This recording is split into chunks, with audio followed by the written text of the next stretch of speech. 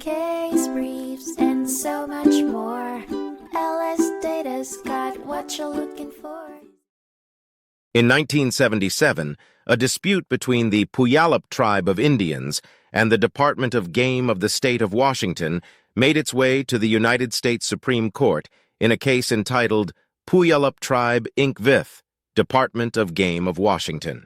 The case centered around contentious fishing rights on the tribe's reservation. The tribe maintained that state courts had no jurisdiction to oversee these rights, contending the limits placed on their steelhead catch were unnecessary for conservation. In contrast, the state of Washington asserted that the Puyallup tribe was unsustainably fishing the waterways, which provoked the clash to reach the courts. In the lower courts, a decision was made to allocate 45% of the annual natural steelhead run to the tribe's net fishery. That judgment became a focal point of the appeal as the tribe rejected the conservation standards applied to arrive at the decision. The state, however, was more concerned about the total number of fish netted every season, irrespective of their size, showing the complexity of the regulatory issues at stake. Ultimately, the Supreme Court acknowledged the tribe's sovereign immunity, affirming the state's power to regulate fishing, but not without minimum standards and respecting non-discriminatory principles.